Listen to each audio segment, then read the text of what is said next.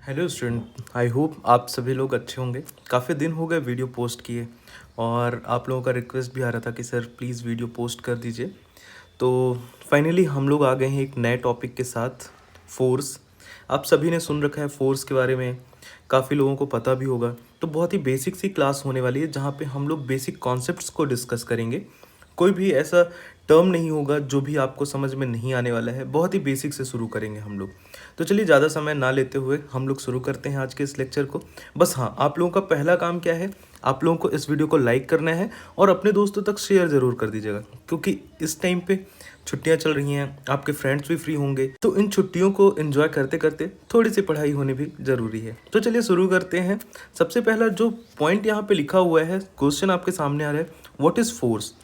तो फोर्स क्या होता है, ठीक है, हम सभी को पता है, कुछ ना कुछ तो हम लोग गेस कर ही सकते हैं। बट यहाँ पे एक डेफिनेशन लिखी हुई है, लिखा हुआ है, it is the force that enable us to do any work. कोई भी काम करने के लिए हमें कौन योग्य बनाता है? फोर्स ही हमें योग्य बनाता है।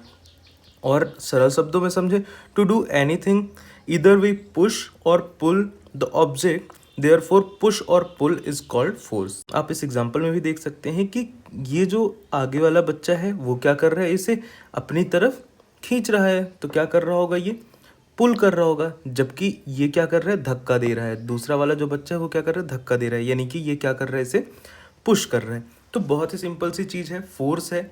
फोर्स क्या करते हैं, हम अगर कोई भी काम करना चाहते हैं तो हमें क्या करना पड़ेगा, उस ऑब्जेक्ट में फोर्स लगाना पड़ेगा। चलिए तो आगे बढ़ते हैं और देखते हैं कि और क्या क्या चीज़ें हैं। आई होप कि बेसिक सी चीज़ यहाँ पे इस वाली स्लाइड पे समझ में आ गई होगी।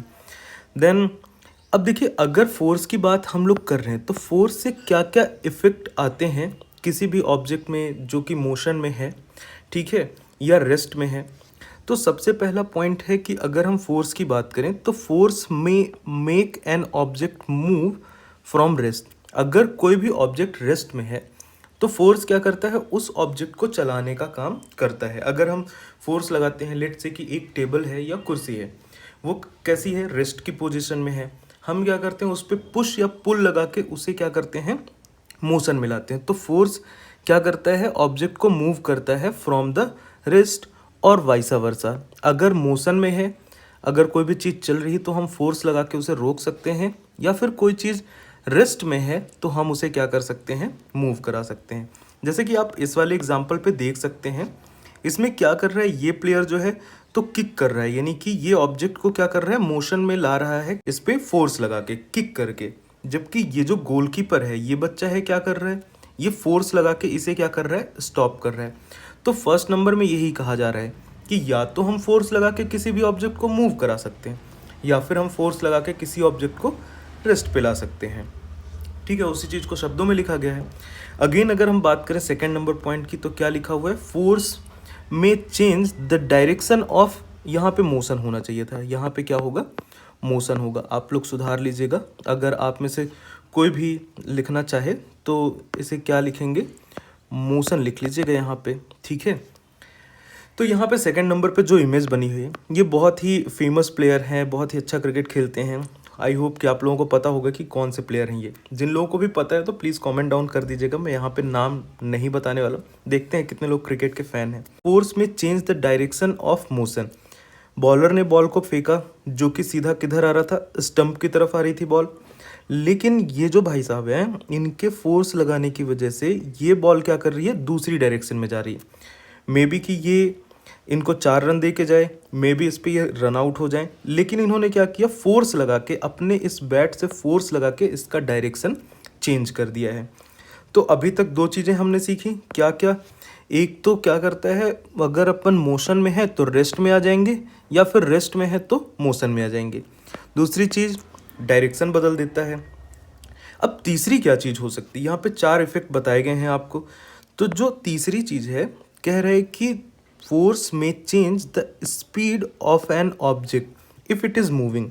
तो अगर कोई चीज़ चल रही है तो हम उससे क्या कर सकते हैं, फोर्स लगा के उसका स्पीड बदल सकते हैं। जैसे कि आप इस वाले बच्चे को देखें, तो ये एक पहिए के साथ खेल रहा है और साथ ही साथ क्या कर रहा है, ये अपनी इस डंडी से इस पे फोर्स लगा रहा है पीछे से, जिसकी वजह से क्या होगा, पहिया पहले धीरे धीरे घूम रहा था और जैसे जैसे इस पे फोर्स लगता जाएगा तो पहिया क्या होगा, तेजी से घूमना चालू कर देगा। तो ये थर्ड नंबर पॉइंट का मतलब यही है।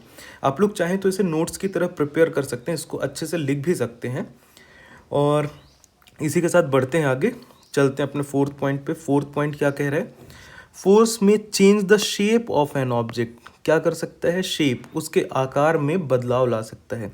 किस तरीके से, किसी एक व्यक्ति ने इसको दोनों तरफ से खींचने की कोशिश की है तो इसके शेप में बदलाव आ गया, ये क्या हुई, स्ट्रेच हो गई है, खिंच गई है। लेकिन जैसे ही ये इसे छोड़ रहे हैं तो क्या हो रहा है कि ये पुनः अपनी पोजीशन पे आ जा रही है और फिर से ये क्या हो जा रही है, सिकुड़ जा रही है, राइट। चलो आगे बढ़ते हैं। तो अब बात करते हैं कि फोर्स कितने प्रकार के होते हैं। तो मेनली 2 टाइप के ही होते हैं, हम सबको पता है, balanced force and unbalanced force. ज़्यादा कुछ इसमें है नहीं। तो अगर यहाँ पे पढ़ना स्टार्ट करें कि बैलेंस्ड फोर्स क्या होता है, so if the resultant of applied force, यानी कि जो हम फोर्स लगा रहे हैं, इज इक्वल टू 0, ठीक है, is equal to 0, it is called balanced force. Example के लिए आप लोग यहाँ पे देख सकते हैं, ये भाई साहब इस दीवार को किधर, इस तरफ धक्का दे रहे हैं, ठीक है। क्या ये दीवार हिल जाएगी? बिल्कुल नहीं हिलेगी। आप लोग भी देख सकते हैं, जब भी आप किसी वॉल को पुश करेंगे तो वो वॉल अपनी जगह से बिल्कुल भी नहीं हिलने वाली है। तो रिजल्टेंट फोर्स क्या हुआ, ऐसा तो है नहीं कि आप उस पर ताकत नहीं लगा रहे हैं, आप उस पर ताकत लगा रहे हैं, आप उस पर फोर्स लगा रहे हैं, तो आप तो मेहनत कर रहे हैं, लेकिन क्या वो दीवार हिल रही है? नहीं। तो रिजल्टेंट कितना हुआ, 0 हुआ। ठीक उसी तरह से अगर यहाँ पे देखें तो एक भाई साहब ने आगे से पकड़ रखा है और एक भाई साहब ने पीछे से। आगे वाले क्या कर रहे हैं, भाई साहब पीछे की तरफ धक्का दे रहे हैं और पीछे वाले भाई साहब क्या कर रहे हैं, आगे की तरफ धक्का दे रहे हैं। तो यहाँ पे भी रिजल्टेंट कितना है, 0 है। और जो तीसरी इमेज है जहाँ पे, अब देखो यहाँ पे n लिखा हुआ, तो परेशान होने की ज़रूरत नहीं है। जैसे आपने देखा होगा कि आपकी जो स्केल होती है वो 15 सेंटीमीटर की होती है, ठीक है, या फिर 30 सेंटीमीटर की होती है। तो basically these centimetres are the unit of the length. ठीक उसी तरह से अगर हम बात करें न्यूटन की, तो न्यूटन जो होता है ये यूनिट होता है फोर्स का। अभी हम इस पे भी बात नहीं करेंगे, क्योंकि अगर मैं आपको न्यूटन समझाने लग जाऊंगा तो थोड़ा सा बेसिक से ऊपर चली जाएंगी चीज़ें। क्यों? क्योंकि फिर वहाँ पे हमें force is equal to ma बताना पड़ेगा। तो अभी थोड़ी देर के लिए इसको होल्ड करते हैं, नेक्स्ट लेक्चर में देखेंगे न्यूटन क्या होता है, force is equal to ma क्या होता है। अगर ज़रूरत लगी तो आप लोग कॉमेंट डाउन करके बता दीजिएगा। तो यहाँ पे अगर देखें तो 3 लोग खींच रहे हैं, लेट से कि ये लोग 100 यूनिट का फोर्स लगा रहे हैं। 3 लोग इधर खींच रहे हैं और 3 ही लोग इधर भी खींच रहे हैं। लेकिन जैसे ही 100 न्यूटन का या 100 यूनिट का कह दीजिए फोर्स इधर क्या हुआ, ज़्यादा हुआ, तो ये तीनों लोग इधर खींचाएंगे। अब ये क्या हो गया, अनबैलेंस्ड हो गया। इधर ऊपर तो बैलेंस्ड था लेकिन नीचे क्या हो गया, अनबैलेंस्ड हो गया। चलिए समझते हैं अगले स्लाइड में। देखो ये जो आपका ये बैलेंस होता है ना, आपने देखा होगा तराजू जिसे आप लोग बुलाते हैं, तो इसमें वेट्स रखे होते हैं एक साइड पे, और एक साइड पे हमारा क्या रखा हुआ होता है, जो भी क्वांटिटी, जो भी मटेरियल हमने परचेज कर रखा है वो यहाँ पे रखा हुआ होता है। और अगर ये डिसबैलेंस्ड है तो इसका सिंपल सा मतलब है कि या तो हम जो चीज़ सामान खरीद रहे हैं उसकी क्वांटिटी ज़्यादा है या फिर वेट ज़्यादा है। जिधर भी ये झुक जाएगा यानी कि अनबैलेंस्ड हो जाएगा, उधर तरफ का फोर्स क्या होगा, ज़्यादा हो जाएगा। ठीक है, ये वाले एग्जाम्पल को हम लोगों ने अभी डिस्कस कर लिया है। ठीक है, अब एक बार डेफिनेशन पढ़ लेते हैं। If the resultant of applied force is not equal to the zero. देखो इसमें ज़ीरो नहीं हो रहा है, ज़ीरो मतलब कि यहाँ पे इक्वल टू का मतलब दोनों के बीच में अगर इक्वल लगा दें तो दोनों सेम लेवल पे होने चाहिए, पर यहाँ पे सेम लेवल में नहीं है। तो इसी को हम लोग क्या बोलते हैं, अनबैलेंस्ड फोर्स। और इसके ये कुछ एग्जांपल्स हैं, आप लोग लिख भी सकते हैं।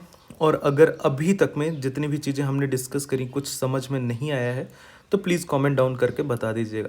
और हाँ, जो चीज़ें मैंने बोली हैं उसको भी करते जाइएगा। इसका एक प्रॉपर नोट्स बना सकते हैं, मैक्स टू मैक्स 1 पेज में सारी चीज़ें आप सिंक्रोनाइज़ करके लिख सकते हैं। ऑल्दो अगर एक पेज में नहीं आता है तो 2 पेज, इससे ज़्यादा कुछ भी लिखने की चीज़ नहीं है। और अगर एक बार समझने के बाद लिख लेंगे तो आज के बाद फोर्स में आपको कोई भी दिक्कत नहीं होगी। बेसिक्स में, एडवांस की बात हम लोग बाद में करेंगे। चलो अब देखो आती है बात यहाँ पे किसकी, कांटेक्ट फोर्स की। तो कांटेक्ट फोर्स में पहला फोर्स आता है मस्कुलर फोर्स। तो ये बेसिकली मस्कुलर फोर्स क्या होता है एक बार पढ़ लेते हैं, फिर उसके बाद मैं आपको समझाता हूँ। द फोर्स रिजल्टिंग, यानी कि फोर्स किसकी वजह से लगता है, due to the action of muscles, muscles के एक्शन की वजह से जो फोर्स लगता है उसे हम लोग किस नाम से जानते हैं, मस्कुलर फोर्स से। जैसे कि आपने देखा होगा जो भी लोग जिम जाते हैं या दौड़ते हैं या फिर कोई वेट उठाते हैं, अगर हम बात करें तो उसमें क्या इन्वॉल्व होता है, हमारी मसल्स इन्वॉल्व होती है। जैसे कि ये भाई साहब क्या कर रहे हैं, बाइसेप्स लगा रहे हैं, तो इसमें इनका ये बाइसेप्स वाला पार्ट इन्वॉल्व हो रहा है, राइट। और ये ऊपर की तरफ इसमें फोर्स लगा रहे हैं। यहाँ पे आप देख सकते हैं ये जो कार्ट है, ये 2 बैल हैं इसमें, ठीक है, जिनकी वजह से क्या हो रहा है, ये आगे बढ़ रही है, इसमें इनकी मसल्स इन्वॉल्व हो रही है। ये भाई साहब तो बढ़िया अपना सामान वामान लेके जा रहे हैं, लेकिन इसमें मसल्स किसकी इन्वॉल्व हो रही है, इसमें अब एनिमल की जो मसल है, जो भी यहाँ पे जानवर होते हैं, अलग अलग लोग अलग अलग जानवरों को अपने लिए इस्तेमाल करते थे ट्रांसपोर्टेशन के लिए, अब तो ऐसा रहा नहीं। तो यहाँ पे इनकी भी मसल्स इन्वॉल्व होती है। तो बेसिकली जहाँ पे भी मसल्स इन्वॉल्व होती हैं उसको हम लोग मस्कुलर फोर्स बोलते हैं। तो चले अगले टाइप का फोर्स क्या होता है कॉन्टैक्ट फोर्स में, frictional force, one of the most important force, frictional force. देखो फ्रिक्शनल फोर्स क्या होता है, जब भी फ्रिक्शन की बात की जाएगी इसके लिए बहुत इंपॉर्टेंट चीज़ होती है सरफेस, ठीक है। सरफेस क्या होती है, सतह, जो चीज़ हम छू सकते हैं उसे हम लोग क्या बोलते हैं, सतह बोलते हैं। जब भी हम किसी बॉडी के पार्ट को टच करते हैं तो हम क्या कर रहे होते हैं, उसकी सरफेस को टच कर रहे होते हैं। अगर आप टेबल टॉप की बात करें तो आप टेबल टॉप की सरफेस को टच कर रहे हैं। तो यहाँ पे बात वही आती है कि force which acts between 2 surfaces, 2 surfaces के बीच में क्या होता है कि ये फोर्स लगता है। जब भी कोई 2 सरफेस होंगी, जैसे कि ये ब्लॉक जो है रखा हुआ है कहाँ पे, जमीन में, तो जमीन और इसका जो बॉटम है, इस बॉक्स का जो बॉटम है वो, और ये जो आपकी ज़मीन है, अर्थ है, उस पे क्या लग रहा है, फ्रिक्शनल फोर्स लग रहा है। अगर यहाँ पे देखें मैच स्टिक की बात करें तो मैच स्टिक पे जो ये यहाँ पे आपका एक्सप्लोजिव मटेरियल कह सकते हैं या कह दे जहाँ से आप स्पार्क लाते हैं, ये सिर्फ और सिर्फ इस पे लगे हुए मटेरियल या फिर जो भी चीज़ें यहाँ पे लगाई गई हैं उसकी वजह से इन दोनों में फ्रिक्शनल फोर्स आता है। जब भी आप इसे घिसते हैं, रखा रहेगा माचिस का डिब्बा तो ऐसे तो आग लग नहीं जानी है, पर हाँ जैसे ही आप इसको इस पर खिसकाते हैं तो फ्रिक्शनल फोर्स आता है जिसकी वजह से हीट आती है और फिर इन दोनों में स्पार्क होता है और आपकी ये मैच स्टिक जल जाती है। तो ये होता है बेसिकली फ्रिक्शनल फोर्स। तो चलते हैं नेक्स्ट स्लाइड पे। नेक्स्ट स्लाइड से शुरू होता है आपका नॉन कॉन्टैक्ट फोर्स। तो बेसिकली नॉन कॉन्टैक्ट फोर्स क्या होते हैं, आइए देखते हैं। सबसे पहले बात की जा रही है मैग्नेटिक फोर्स की। मैग्नेटिक फोर्स क्या होता है, जो मैग्नेट की वजह से लगता है, जो मैग्नेट की वजह से लगता है।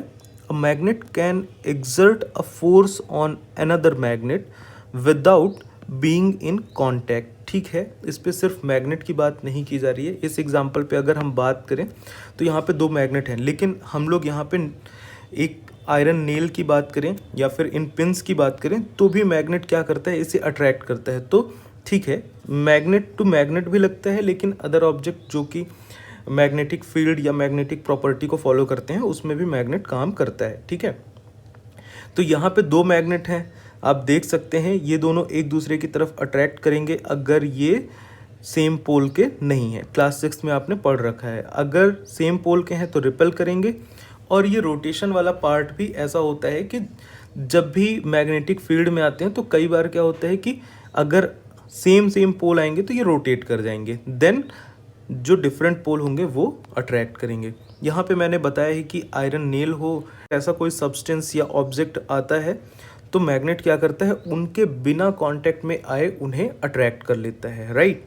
चलिए चलते हैं अगले स्लाइड की तरफ और देखते हैं कि नेक्स्ट पॉइंट क्या है। तो अब अगला जो पॉइंट है वो क्या है, नॉन कांटेक्ट फोर्स में ही इलेक्ट्रोस्टैटिक फोर्स। तो इलेक्ट्रोस्टैटिक फोर्स क्या होता है, बेसिकली ये थोड़ा सा अभी के लिए समझना थोड़ा सा आप लोगों के लिए टफ होगा क्योंकि ये क्लास 12th का पहला टॉपिक होता है। क्लास 12th का जो फर्स्ट चैप्टर है वो यहीं से स्टार्ट होता है, पर मैं बता देता हूँ। Force exerted by a charged body on another charge और uncharged body is known as electrostatic force. Basically यहाँ पे इलेक्ट्रॉन का ट्रांसफ़र होता है, ठीक है। जब भी हम किसी भी चीज़ को रब करते हैं, घिसने के बाद कुछ चार्ज यहाँ से निकल के जिस भी बॉडी पे हमने इसे घिसा था, लेट से कि हमने इसे कपड़े से घिसा था या रॉड पे घिसा था, तो उस पे इलेक्ट्रॉन का ट्रांसफ़र होगा इनके बीच में। ठीक उसी तरह से जब भी हम एक कॉम्ब की बात करते हैं तो कॉम्ब में भी ये जो पेपर होते हैं इसी वजह से चिपकते हैं, क्योंकि यहाँ पे भी इलेक्ट्रॉन का ट्रांसफ़र हो जाता है या फिर चार्ज का ट्रांसफ़र हो जाता है। आपने देखा होगा कि ठंडियों में जब हम कपड़े पहनते हैं तो एक स्पार्क सा होता है, कभी कभी कुर्सियों को छूने पे हो जाता है, और भी ऑब्जेक्ट हैं जिनको टच करने पे आपको करंट सा लगता है, वो सिर्फ ट्रांसफ़र ऑफ चार्ज की वजह से ही होता है। तो अभी के लिए इतना जान लेते हैं कि इलेक्ट्रोस्टैटिक फोर्स होता है, देन एडवांस में बात करेंगे कि क्या होता है इलेक्ट्रोस्टैटिक फोर्स। तो अब आ गई हमारी आज की लास्ट स्लाइड जिसमें लिखा हुआ है ग्रेविटेशनल फोर्स। ग्रेविटेशनल फोर्स भी एक ऐसा फोर्स है जो कि बिना किसी कांटेक्ट के लगता है, राइट। देखो, ऑब्जेक्ट्स और things fall towards the earth because it pools them.